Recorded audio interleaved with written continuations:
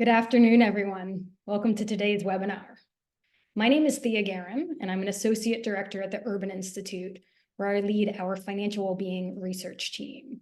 I'm so thrilled to be your host for today's discussion, which will explore the role that financial well-being plays in civic engagement and democratic sentiments. Now, not that anybody on this webinar needs reminding, but we have a very important election coming up in just 6 days. And this election is occurring against the backdrop of growing political unrest in the United States. Public trust in government is near historic lows, and Americans are more ideologically divided than at any point in recent decades.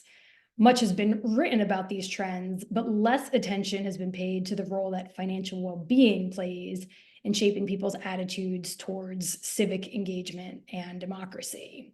So in partnership with our friends over at Citizen Data, my Urban Institute colleague, Christina Stacy, and I set about to change that. We recently released a blog post featuring research exploring these dynamics, which I encourage you to check out after this webinar. And we've also recruited a really impressive group of experts to join us today on today's webinar to help us make sense of these trends and, perhaps most importantly, to discuss solutions to ensure that American democracy is both equitable and inclusive. So in just a moment, I'm going to go ahead and introduce our first speaker. But before I do, a few quick housekeeping remarks. On today's webinar, we've enabled closed captioning, and you can adjust your caption settings in the toolbar at the bottom of your screen. The discussion is being recorded, and the recording will be posted online after the event for you to revisit or for you to share with your networks. Speaker biographies, as well as other related materials, are available online via the link that our events team just posted in the message box. All participants are muted, but we really encourage you to type any questions or comments into the Q&A box at any time, and we'll pause for discussion throughout, and then hopefully get to as many of your questions as possible during the Q&A portion of the discussion at the end of the webinar. We would welcome online engagement with today's discussion using the hashtag #LiveAtUrban. And finally, we'd be extremely grateful if you could take just a few minutes to complete a survey at the end of the event, which we use to help us ensure that future events like these meet your needs. So with housekeeping out of the way, without further ado, I'm so pleased to introduce our first speaker, Mindy Finn. She is the founder and CEO of Citizen Data, who will share key findings from the research study that we conducted in partnership with her organization exploring financial well-being and civic engagement. Mindy, over to you. Fantastic. Thank you, Thea. Hello, everybody.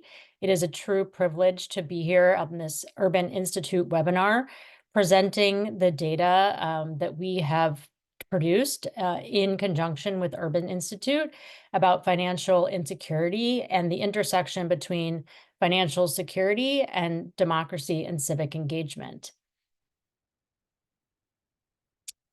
So diving first into the presentation and kind of who we are at Citizen Data and why we do this work. So Citizen Data is a 5-year-old platform. We're a social impact company that works with change makers and change-making organizations to produce actionable and completely accurate data that can transcend differences, improve lives, and drive real impact for a stronger, more responsive democracy.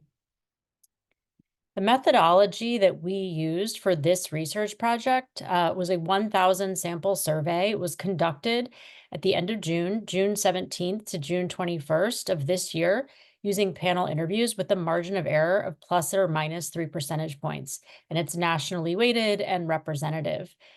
We created a segmentation, or rather we can refer to it as an index of financial well-being. And this financial well-being index aggregates scores from the CFPB financial well-being scale to put Americans into buckets from financially insecure to financially secure. And based on their responses to a series of questions, we scored those responses and they were put into these buckets.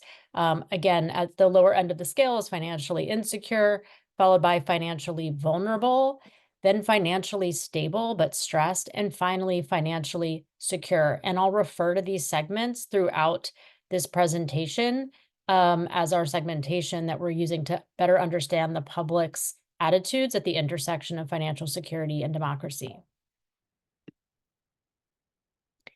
So starting out, we now know what these segments are. How do we quantify them in the American electorate?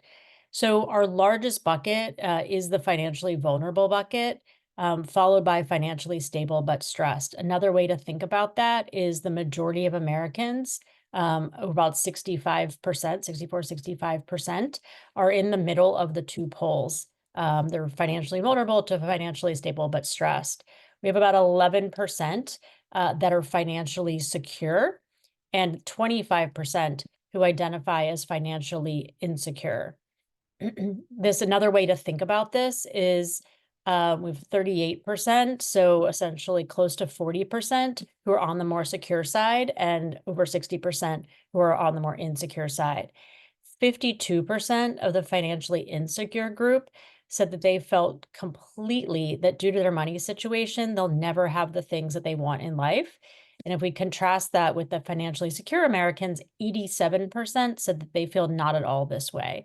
So 87% of those who are financially secure say that they'll likely have the things they want in life versus a majority of the financially insecure group believes that they will not.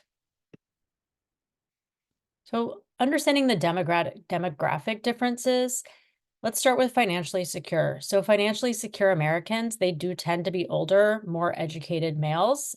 This is not a surprising finding, whereas financially insecure Americans tend to skew younger, less educated, and female. If we look at the grid here, we also see obviously a divide on education. This also is something you would expect. Those who have less than a bachelor's degree are more likely, much more likely to identify as financially insecure. Those with a bachelor's degree or a graduate degree are much more likely to identify as financially secure. There's obviously gender differences as well as generational differences, slight differences politically, but we'll jump into that more in a moment. Looking at civic participation. So civic participation is higher among financially secure Americans versus financially insecure. We look at the various activities that make up civic participation, the most common ones: volunteering politically, making a political donation, displaying a yard sign, social media engagement, etc., obviously voting. We do see across almost all of these measures that the financially secure group is more likely to civically engage, and the financially insecure is less likely to engage. Trust. Trust is a critical aspect of our democracy these days, and we see divides again across the layers of financial security, where financially secure Americans are more likely to trust the 2024 election, so headed into this election, by a significant margin. We see 85% of those who are financially secure saying that they'll be able to trust the upcoming results versus 60% who are financially insecure. And that you can see how that ranks here as well. The financially secure Republicans are 29 percentage points more likely to trust the election results than financially insecure Republicans, and financially secure Democrats are 8 percentage points more likely to trust the 2024 elections than financially insecure Democrats. So civic and social attitudes across financial security. So here we looked at satisfaction, essentially with democracy and in society, as well as willingness to reduce division. And we see pretty sharp divides again here, proportionally based on one's financial security level. So for those starting at the bottom of this slide who are financially secure, we see very high levels of satisfaction with democracy: 74%, 76% accepted in the community, 66% willing to reduce division. And again, it pretty much slides down proportionally with level of security or insecurity, where all the way at the top of this chart, we see the financially insecure, only 37% being satisfied with democracy versus the 74% of the financially secure group. We see similar divides with the sense of feeling accepted in a community and the willingness to reduce division. Breaking this down by political party, financially secure voters in both parties are more likely to be satisfied with democracy and open to reducing social divisions. So that holds across both parties. We do see distinctions, though. As I mentioned earlier in the presentation, Democrats are more likely overall to say that they feel accepted in society, that they are not feel accepted in society, that they're satisfied with democracy, the way democracy is working for them, and that they're more likely to play a part in reducing social division in America. I think a particularly interesting finding here is that we only have 30% of the financially insecure Republicans who say that they're satisfied with the way American democracy is working for them, versus 60% of the financially insecure Democrats. So essentially, for the financially insecure, Democrats are 2 times more likely, if they're financially insecure, to still say that democracy is working for them, or they're satisfied with the way that democracy is working for them, versus only 30% of financially insecure Republicans. When it comes to reducing or willing to play a part in reducing social division, 75% of the financially secure Democrats say that they're willing to do that versus only 50% of the Republicans. So the key takeaways across all of this research, we have a vast treasure trove, but we sought to break it down to the key points, is the vast majority of Americans are concerned about financial security. Again, we had over 60% who are really concerned about their financial security, really the majority of Americans that are unsettled or insecure. Just 1 in 10 Americans feel financially secure. Younger Americans, women, and those with less education are the most likely to feel financially insecure. Financial security is really important for democracy. So financially secure Americans are more likely to report feelings of satisfaction and acceptance. They're more likely to express trust in 2024. And they do indicate plans to engage in democracy and society. The more secure they are, the more likely they are to have that space or feel confident in engaging. And finally, that financial status transcends party lines.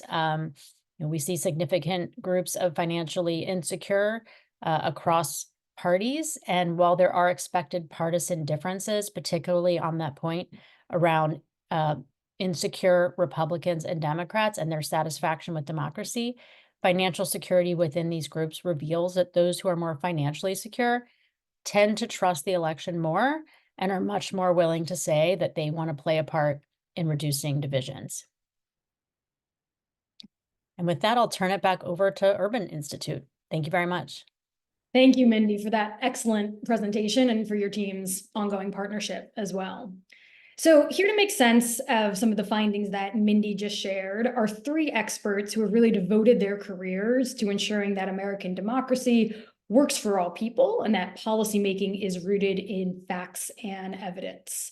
So panelists, in just a moment, I'll introduce you, but please go ahead now and turn on your cameras. And if you are in a quiet place, unmute yourselves. Welcome, everyone. First, I would like to welcome Dominic Molden, a member of 1DC, Right to Resources Committee. Dominic has served as a community organizer in the Washington, D.C. area for more than 3 decades. He is a frequent lecturer at universities and at conferences. He's a published author and an accomplished photographer as well. Welcome, Dominic. Also thrilled to welcome Michelle Kilpatrick, a principal at Kilpatrick Strategic Consulting, who has devoted her career to promoting racial and economic justice and advancing a true multiracial democracy.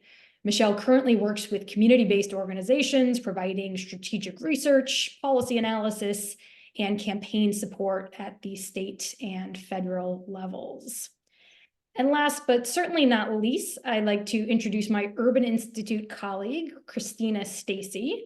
She's a principal research associate here at Urban who specializes in urban economics, housing, and transportation. And in addition to being a respected economist and a top-notch researcher, Tina is also an engaged member of her community who serves as vice chair of the board for Housing Alexandria. So with our introductions out of the way, let's go ahead and dive into our discussion. And so we just heard from Mindy about how the research that we conducted in partnership with Citizen Data suggests that financial distress can hinder civic engagement, things like voting, volunteering, or donating to political campaigns. Now, Michelle and Dominic, you each have worked directly with communities for many years, some of whom have encountered barriers to participating in the democratic process. And so I'm curious, in your work, how have you each seen financial hardship affect people's civic engagements at the local, the national, or other levels? Dominic, let's go ahead and start with you. Thank you, Thea, and thank the Urban Institute for inviting me to this panel discussion. So first of all, I want to start with my own experience. I grew up in public housing in East Baltimore, and my father was a laborer, was a painter, and my mother was a homemaker. And then early on in my childhood, my father got sick, and my mother went to work making $9,000 a year and raising 9 children. But she still was involved with our resident council in public housing. But most people know me as an organizer in working class Black neighborhoods in Washington, D.C. And so just like my own experience, what is pivotal in understanding that people like our families can be involved, but the barrier is living under capitalism and all the bills we have to pay, right? So if you think about a limited income and you think about rent, childcare, groceries, most of us need some kind of recreation and counseling. So the high cost of living puts a deep level of stress on your everyday existence and your ability to participate. It doesn't mean you can't participate, but it means that you're doing a lot more work than other people. And most people don't see that invisible labor and that care work and that time.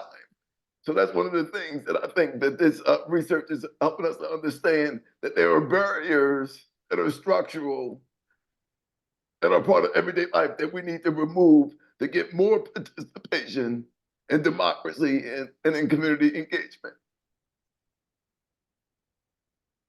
Thank you, Dominic, for the personal reflections, and I think that was extremely well said.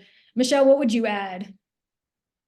Yeah, so I think, so I would start by saying democracy is a fundamentally communal activity. It is people coming together, deciding who is going to be making decisions about public resources and how to solve problems.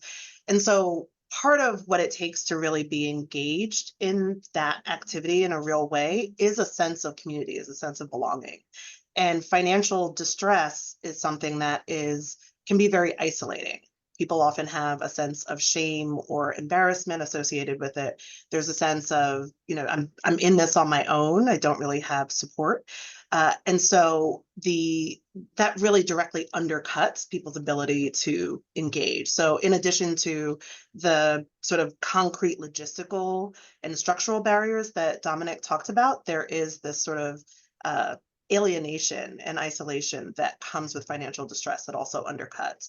And I just wanted to add, for the national level in particular, I think the way that our national politics works. So we have on the one hand, we have this sort of archaic, dysfunctional legislature that is unable to do very much lately. And then we have a sort of public narrative or discourse about the president that really sort of pretends that the president has more power than they have.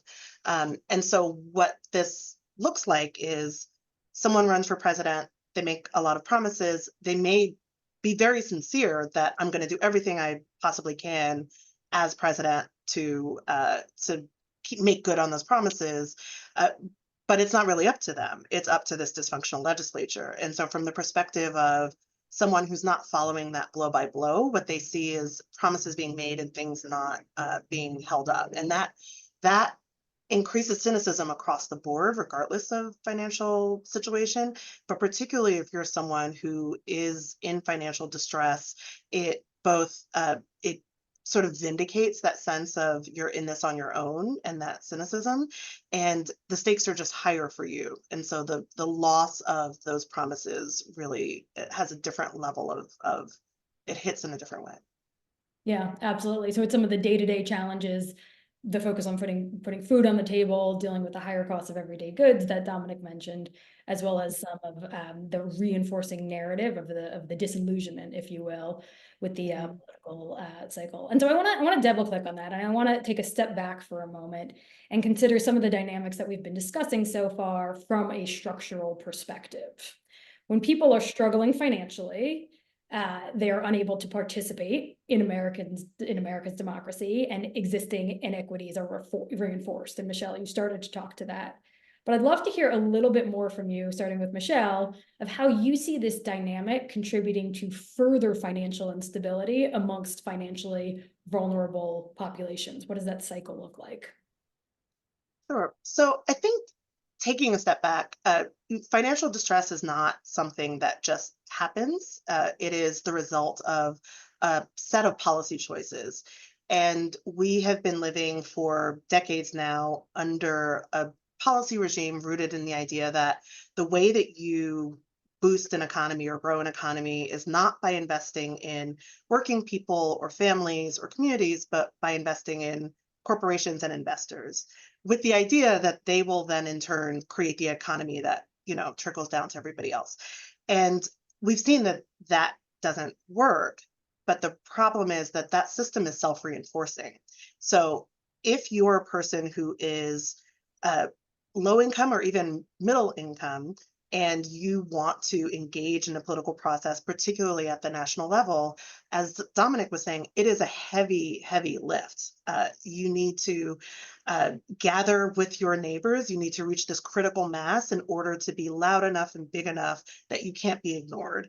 And that is in contrast to people who are in a position to write a $250,000 check. And that is a much lower lift, and they get more for it, for that lighter lift. And so I think those same policy choices that have created the wealth gap and financial inequities, those policy choices are doubled down on year after year. And the mechanisms that are supposed to rein that in just are not functioning the way they should.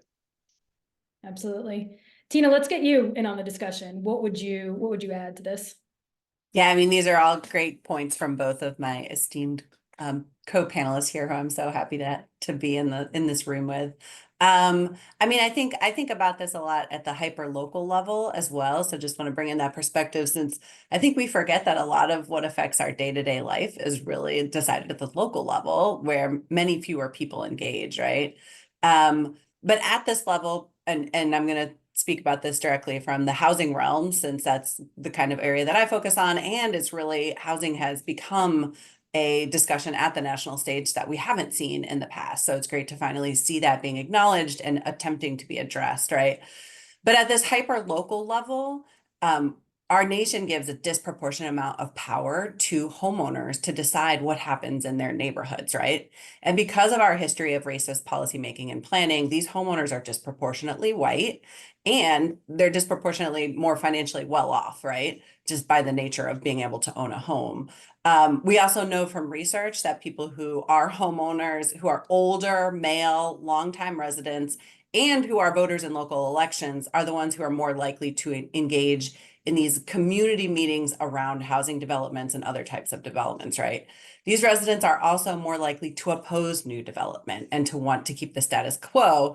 In some cases, we might consider this wealth hoarding, right, at the local level. And this has contributed to our segregated neighborhoods, our lack of housing supply overall, and our housing affordability problems, which lead to financial insecurity as well.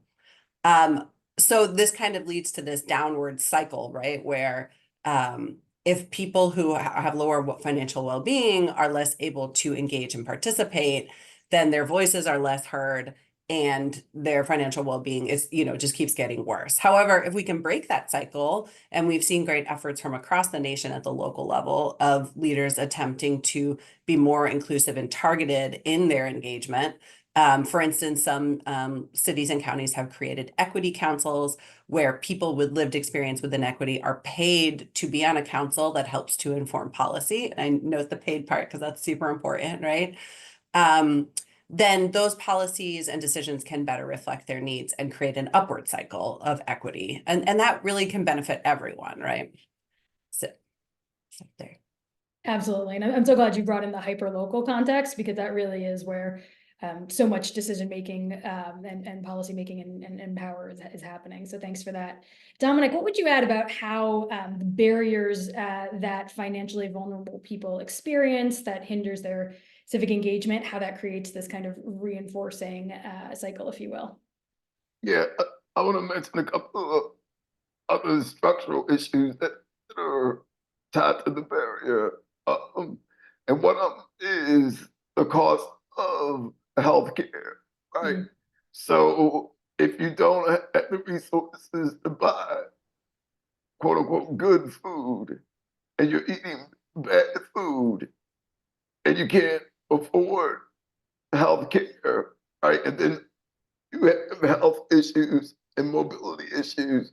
So this is what we mean by the structure of everyday life. But there's another side of that, right? And the other side of that is, if, like Michelle said, we have policies, like frame it is policies for humans and not just for capital or corporations. So like a universal basic income, right? So if people basic needs were met, because we're creating bad jobs, right? Intentionally, which we need to fight against, so people can't meet their basic needs.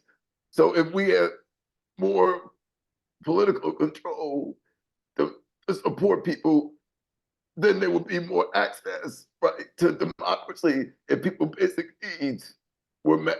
And as some of us know, in several cities around the country now, and DC is one of them. One DC, we're involved with the Mothers Outreach Network and moving forward legislation to get people involved. But it's those same people, the mothers with children, who are doing the organizing around their policy. So the policy for people. So I think that's a good example of how the research and the lived experience can go together if you have people who are directly affected engaged in the process. Absolutely. And I'm so glad you called out some of these examples of how people are currently engaging in the process, because yes, the barriers exist. Yes, they are real, but there are so many examples around the country of how financially vulnerable people and communities and households are mobilizing to exercise their power and affect change. And I think we'll come back to that in just a moment. But I want to move us along. We've been talking a little bit about some of these issues and trends and dynamics at a hypothetical level. Now I want to talk about the upcoming election, which is what I know are all focused on this week. And so while economic concerns are always important in election years, they seem to be playing an outsized role in this election. And so I'm curious to hear from each of you how you have seen financial security and economic issues shaping the contours of the 2024 election. And Tina, why don't we start with you this time? Sure. Yeah. I mean, absolutely. Given the inflation rates over the past few years, we have seen inflation and economic security be consistently ranked amongst the top issues on voters' minds for this election. And Citizen Data had some great research on this, showing that the top issue raised by respondents as most important to them was rising prices and affordability issues. So in that sense, financial security is certainly a motivating factor for civic engagement and democratic participation. And many voters are planning to vote for the candidate that they think will improve the economy and their own financial lives, right? We've seen both candidates have a lot of policy proposals and focus on addressing economic concerns, such as curbing inflation, reducing housing costs, and improving the economy as a whole. And we're also seeing this at the local and state level, where there are dozens of state and local ballot measures related to financial well-being, such as minimum wage increases in Alaska, Missouri, and California, and housing bond measures in California and Rhode Island. And it'll be interesting to see the extent to which those measures, which tend to be more populist, I think, in nature, end up passing. So good to keep an eye on those. Dominic, what would you add? How have you seen economic concerns shaping this year's election? I think it's very complicated because I want to mention an idea that some social movement leaders that I met with a couple months ago talked about, and that is in this economic climate, really both parties are dealing with people who are experiencing what we call a politics of despair. Hmm. Like, and sometimes as politics of despair is used so that we can divide and conquer people rather than build a politics of collectivity or a politics of cooperation. And let me explain what I mean by that. Is that when you create a politics of despair, what happens is that the general population is not sure what to believe. And they're not sure like where the answers are or who is holding the truth. So one of the things I noticed in the presentation by Mindy, the term was used accurate research and accurate information. And so that's one of the challenges, right? It is that in this climate, people claim to have created, anytime somebody says we've created 100,000 new jobs, right? I say, where and for whom? You see? And so to me, I think convenings like this challenge us to really raise questions about the climate that we live in, the economic system we live in, and what's really going on with the people who feel voiceless, right? And so my response is that we have a political challenge to create a politics of hope, right? At the same time. And so to me, one of the examples I use is that I encourage people that you have power and you can vote. Study the life of Fannie Lou Hamer. So think about it in that way, right? So a sharecropper who got beat down and got physically injured thought so much about American democracy that she decided to fight. And that's an example of moving from a politics of despair to a politics of hope. And so I think that's what we're dealing with, right? The research can show us what the problem is, and then real lives can show us where the solution is. And we got to tie those together. Absolutely. Very powerful. Michelle. Yeah, I would say, I mean, I think to that point about the sense of despair, I think people are picking up on something that's apparent, particularly in the national election. There isn't, for all of the talk about inflation and concerns about financial well-being and the cost of living, the conversation we're seeing on the national level is really not a conversation about the economy or about how to address those issues. So, as I said before, you have this sort of supply side idea of we're going to lower taxes and cut regulations and do all these things that promote growth. The counter to that has always been the sort of Keynesian liberal view of we're going to focus on a demand side. So we're going to invest in infrastructure and we're going to focus on programs that support the financial well-being of families. But that's not the debate that we've seen in this election. That's the debate is the only debate most of us are old enough to remember, but it's not what we've seen this year. You do see the sort of Keynesian view represented, but the other side is not a supply side argument. It's a kind of demand argument, and it's a weird one because it is rooted in the idea that the problem is really two things. One is foreigners trying to sell us things, and two is immigrants competing with us to buy things. And so the solution then is to make it harder for foreigners to sell us things and to kick immigrants out and make sure they can't come back. And as an economic theory, I think I defer to Tina on this. I'm pretty sure there isn't a lot of empirical support for that idea. But in all seriousness, it is not a conversation about the people who are really struggling and who are feeling alienated and isolated from the system. And so when you have a system that is not even trying to solve the problem, it's one thing if we disagree about what the right solutions are. But when it's very clear that nobody's really talking about you, there is no reason for you to engage in a system that has clearly left you behind.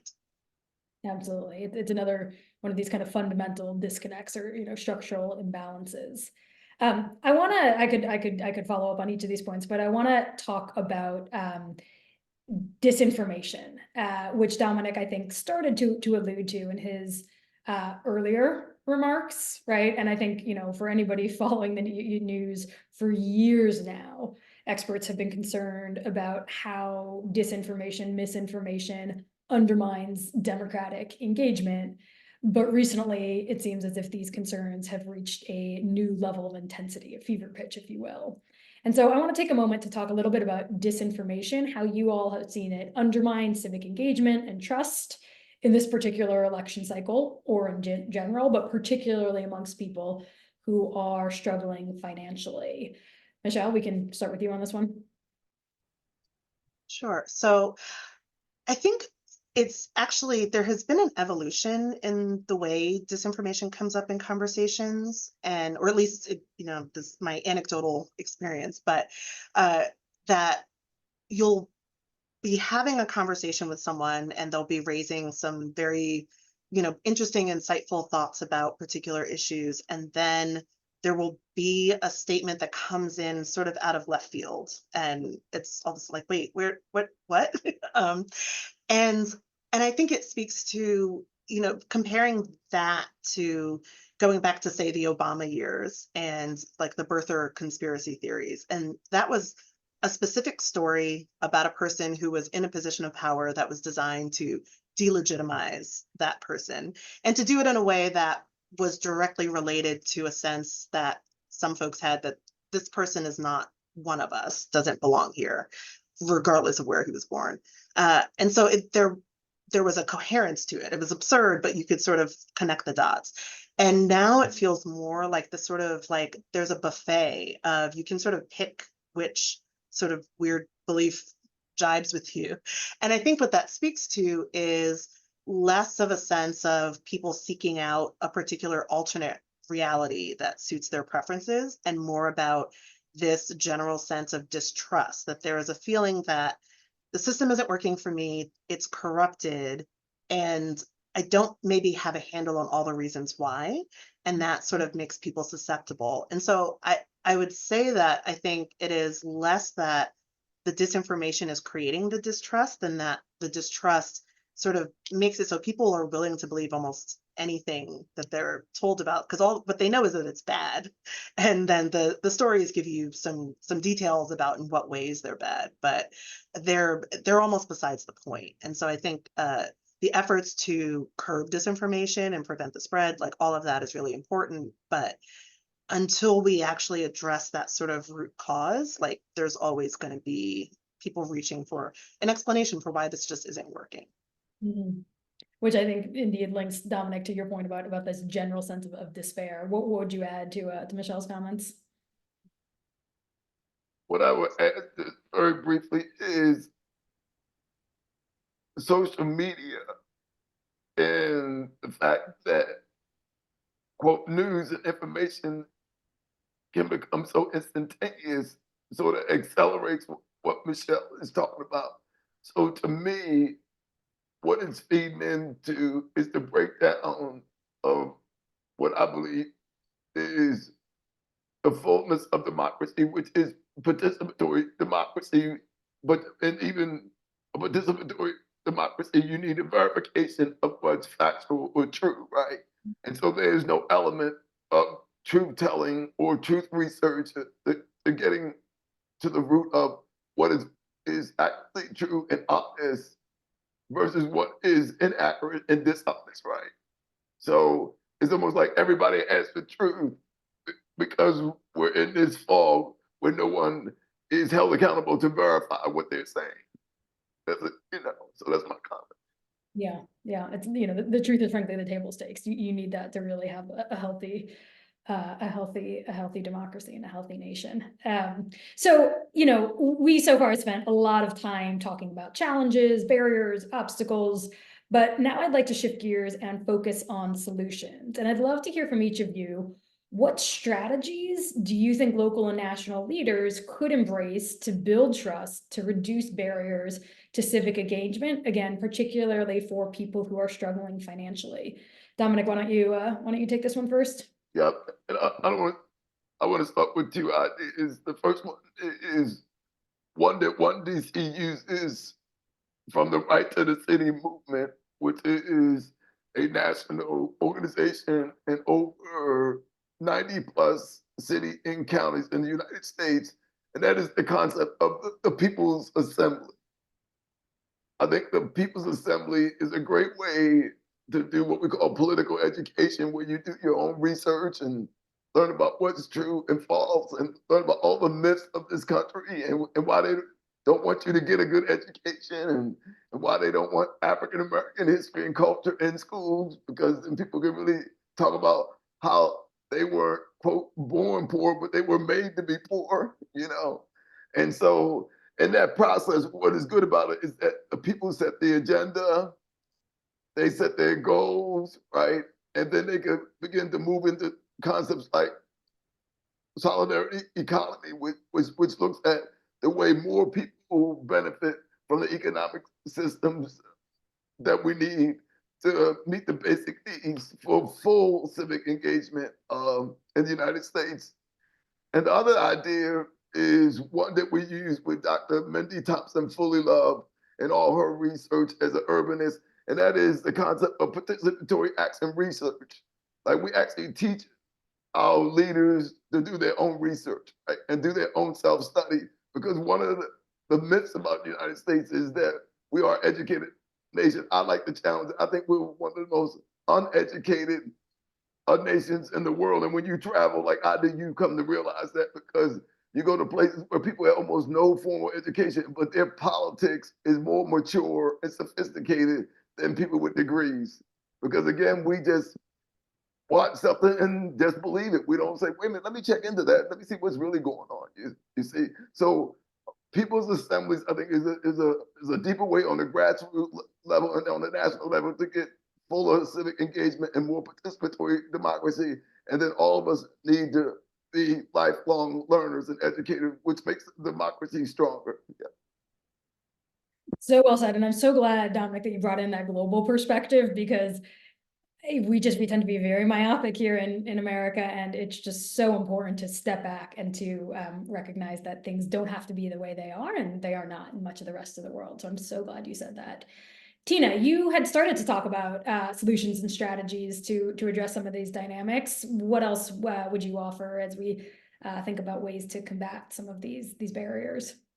Yeah, sure. At the hyper local level, we were talking about, similar to what Dominic was saying, looking to other countries, right? So we don't have to do things the way we do them. So in the short run, to address kind of community engagement as it happens now, there are certainly a number of things that local leaders can do to increase the equity with which decisions are being made, by prioritizing engaging people with low financial well-being, right? So things like hosting events in locations in which people already regularly visit. Laundromats are a great one. There's a lot of downtime for people in a laundromat. They go there regularly. You can build trust, things like that. Offering free childcare and food at community events, hiring community members to conduct outreach, providing as many options for input as possible, online, in person, small group discussions in languages that people speak as their first language.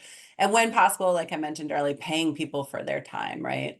But in the long run, these kind of what I might call more like Band-Aid approaches, I think aren't going to be enough. I think we really need to restructure the way in which local decisions are made. And like I had mentioned, in the US, homeowners have a number of opportunities to block developments. It's not like that everywhere, right? This contrasts with systems in other countries where more centralized planning systems offer fewer opportunities for public opposition at the hyperlocal level, or where development proposals that comply with existing zoning regulations are processed without needing a lot of public consultation and approval from nearby residents, right? And so while this less power at the local level may sound less equitable, I think in fact it could be more equitable if done right and done within equity and social justice frameworks. Since engagement practices, like we've said, have really prioritized the perspectives of people with higher incomes, white people, and homeowners. And since people with lower financial well-being will always, by definition, face more barriers to civic engagement, our leaders really need to do their best to break down these systems and create structures that value their voices proportionally to those people with higher well-being. Absolutely. Michelle. So first, I just want to double tap what Tina said in terms of just the childcare, food, simultaneous translation, also scheduling, thinking about, is this a day and time when a lot of working people will be available, thinking about transportation issues, like just there are some very sort of basic logistical things that people are often not as thoughtful about as they could be, and also accessibility of the space. Is it a space that all bodies are able to access? But I also want to mention the importance of state and local politics. I think a lot of the things that we talked about, the disaffection, the feeling like that there's no point to engaging, and the role of social media in all of that is in some part rooted in the extent to which our political engagement and discussion has become just this abstraction.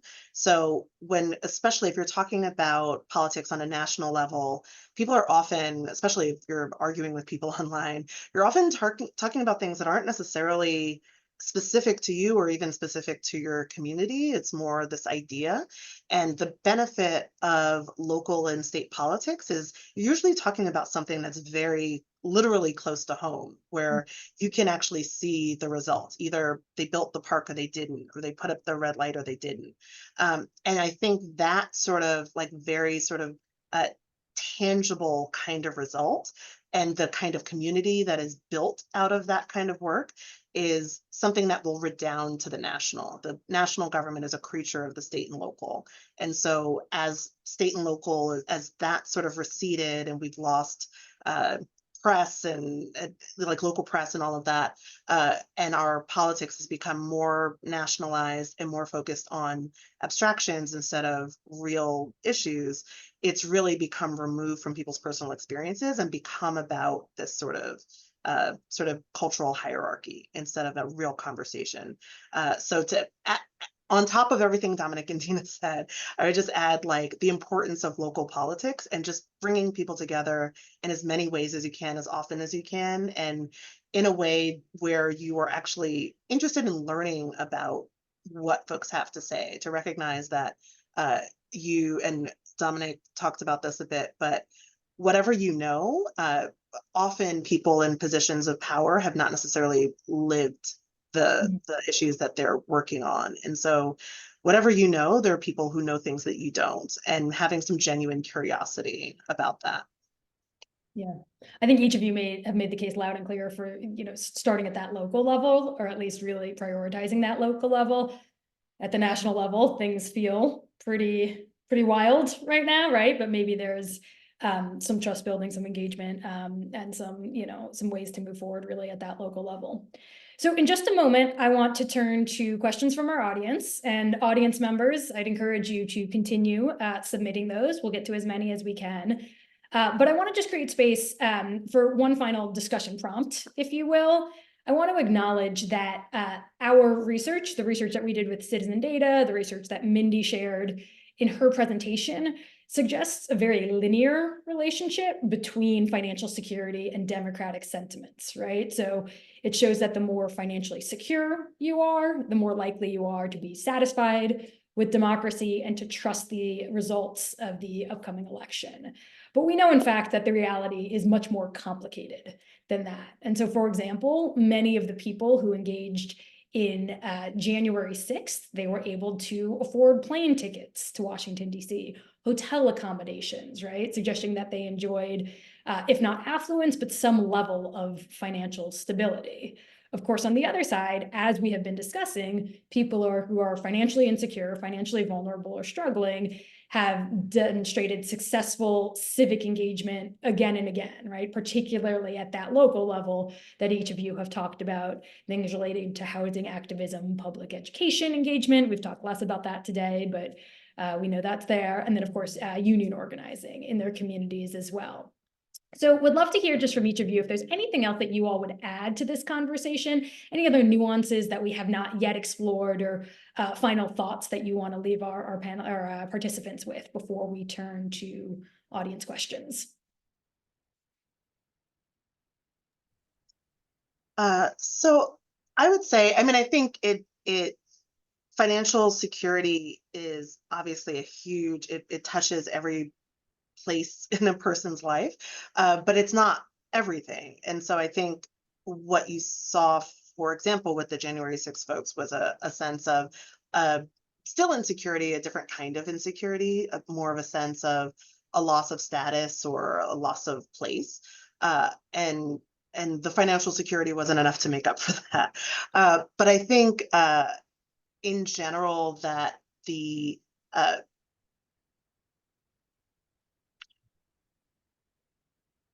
I think that, well, let me stop there, actually. I'll But pass the it. point that it may be a relative standing, again, we haven't talked as much about that, but that's I think such a valuable point. Wonderful. We do have audience and questions, but Dominic, please.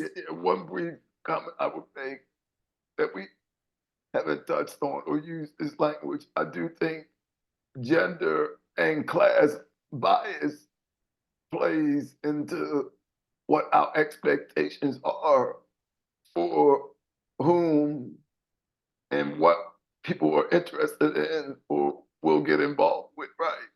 And so that's something that I think we should be mindful of is that, you know, sometimes when we see certain people, you know, we already decide what they could do and how much they can give. And, you know, as a person that's been raising resources for decades, I remind people it's the poorest people in the world that give the most, right? So if you think about how busy people are, in my experience, it's the women with children that give the most, you know, and that could do all kinds of things, you know, and that's why some people are threatened by universal basic income because they know if these people get a little bit of help, you know, they're gonna make some changes, you know. So that's my final 2 cents. Yeah. Wonderful. All right, with limited time, let's turn to some of our audience questions. We have a question about housing that I think is very interesting. And the question is, how much do you all view housing supply challenges, particularly in blue states like New York and California, impacting the dynamics of the election and some of the other challenges and trends that we've talked about today? Who would like to jump in on that one? I can hop in first. I mean, you know, I think housing affordability challenges are so closely linked to other inflation, you know, challenges. Your housing feels more expensive and worse when you're spending that much more of the rest of your leftover money on groceries and whatever else you need. So I think it's good to see housing on the national stage. Like I mentioned earlier, it's coming up more. We're paying more attention to housing policy. That being said, I mean, so much of what affects housing is at the local level. And I know I sound like I'm beating a drum here, whatever the phrase is. But you know, a lot of this happens at the local level. And I think that will hopefully affect how people are voting in on those local ballots and who you're voting for city council and those kinds of things.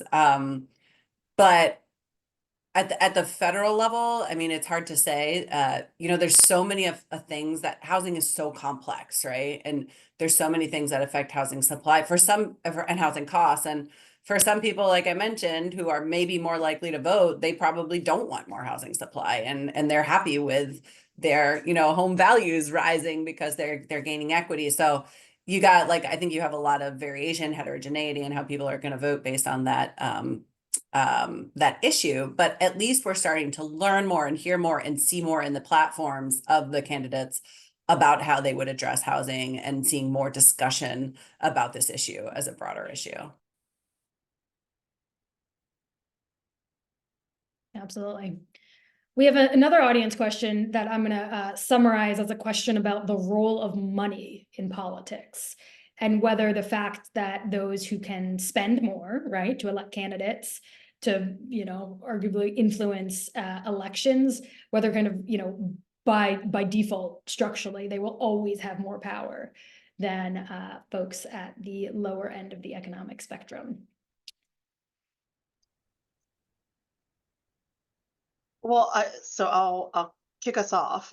So I think we should be very clear-eyed about the fact that economic power is just another form of political power. And so there is some truth to that people who have means, like, just by definition will have more access, more ways of accessing the system. But that doesn't mean that it has to be the way it is now. So like there are degrees. So I think living in a post Citizens United world, living in a post sort of Reagan tax cuts world, the level of power that we've handed over to people with a lot of money is much higher than it was even 20 years ago, let alone 50 or 60 years ago.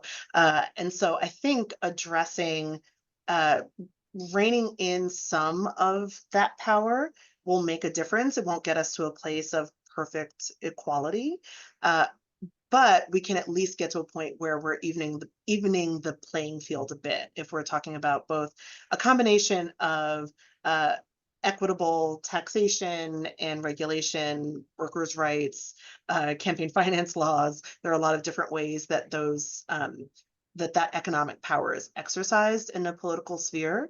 But right now we've sort of are hands off with all of it. We've let them sort of run amok. Yeah. And I think this is another example where it's helpful to look at the global context, right? There's not nearly as much money in other countries' elections as there are in the United States. Other countries have a much shorter election cycle, right, compared to our absurdly long one.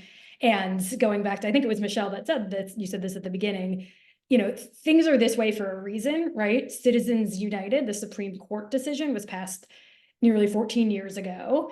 And it essentially allowed wealthy donors, corporations, to have an even greater, right, influence on American politics by allowing them to essentially spend unlimited money, right, on elections. And so that has dramatically, I think, expanded the role of some of these corporations. And here, I think it's, if we think of the recent Elon Musk example, right, as one individual who has a lot of money, and he's using that money to a desired end, right? I prepared some notes on this because it's been top of mind, but he donated $75 million to a PAC, right, supporting Donald Trump. He temporarily relocated to the swing state of Pennsylvania. He's, of course, stumped on the trail and campaigned with Donald Trump. And then, of course, he's offered $1 million a day to voters in swing states, right, who sign that petition, whether or not that's legal.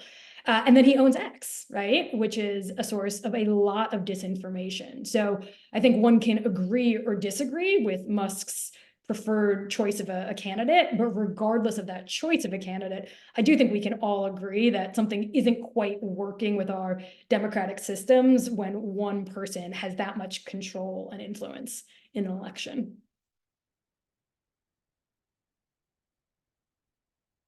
Final thoughts. Otherwise, we have about a minute left.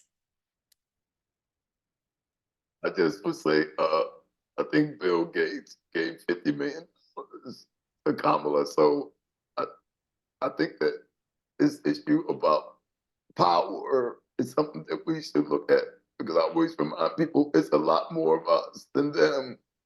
But nobody would ever teach you that you actually can beat capital with people. But because we don't teach them up power among the masses, people don't believe that, So nothing has changed, because money can stop people forever. Money can't stop people forever, So full engagement is a dangerous thing for a lot of people who have economic power, like Michelle was talking about. Yeah, because economic power, like political power, is one form of power. There's a lot of people power that we're giving away every day. So that's my Absolutely. final comment. Stop giving it away. Use Yeah, it. absolutely. Well, and just remember that this is not just Mhm. a side or the other. So unfortunately, we are at time. I could talk to this group all day. I'm sure you could hear from them all day, but we are at time. So I want to go ahead and thank our panelists, Dominic, Michelle, and Tina. I also want to thank our partners at Citizen Data, led by Mindy, for your partnership on this important research topic. I want to conclude and remind you all that, again, these challenges that we've been discussing are real. They do not have to be this way. And so the more that we can engage collectively on this issue, think about how we redistribute power, how we give everybody a voice, the more I think we can ensure that American democracy is indeed representative. We would really encourage you all to continue engaging with all of us on this important topic. Please do complete that survey that was just sent in the chat. Read the blog, share the recording that you'll receive shortly with anybody who you think might be interested. And thank you so much for your participation and engagement.